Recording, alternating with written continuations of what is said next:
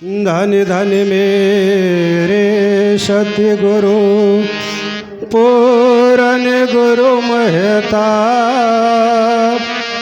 बार बार करूं वंदना नमस्कार हर बार। यदि आप न आते जगत में तो जल मरता संसार। जगतारन को आ गए मेरे ओम ओम महताब। बोलिए सद्गुरुदेव भगवान की जय। एक छोटी सी भजन है, उसमें जो गलती हो जाए बच्चा समझकर माफ़ करना।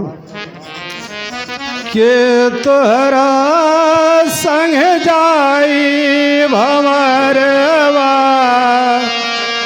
के तोहरा संग जाई भंवरवा, के तोहरा संग जाई भंवरवा, के तोहरा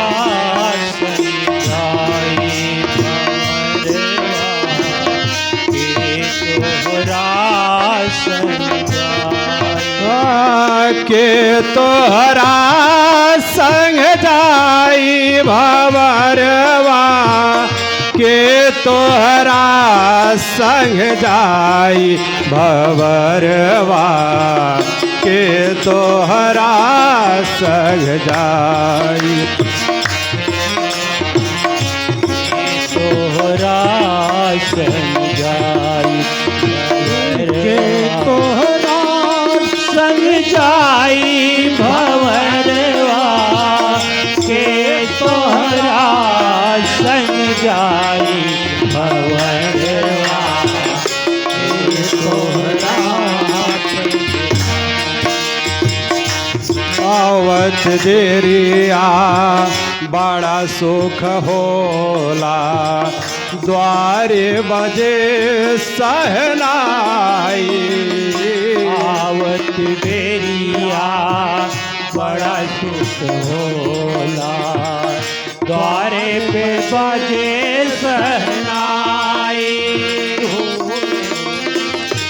जात की देरिया बड़ा दुख होला, जात की देरिया बड़ा दुख होला, हंसा अकेला उड़ जाई भंवरवा, के तोहरा संग भंवरवा, के तोहरा संग जाई भंवरवा, के तोहरा संग जाई भंवरवा, के तोहरा संग जाई भंवरवा, के तोहरा संग जाई भंवरवा, के तोहरा पाव पकड़ी के भाई रोवे, बाह पकड़ी बहने, बाह पकड़ी के भाई रोवे, बाह पकड़ी बहने, लठ छितराई के तिरिया रोवे, छितराई के तिरिया रोवे, लठ छितराई के तिरिया रोवे, बबुआ कहो त विदाई भंवरवा, के तोहरा संग जाई भंवरवा, के तोहरा, के तोहरा संग जाई भंवरवा, के तोहरा संग जाई पवरवा ये तोहरा संग जाए।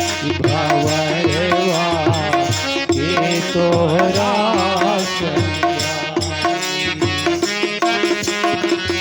बोलिए सद्गुरुदेव भगवान की जय।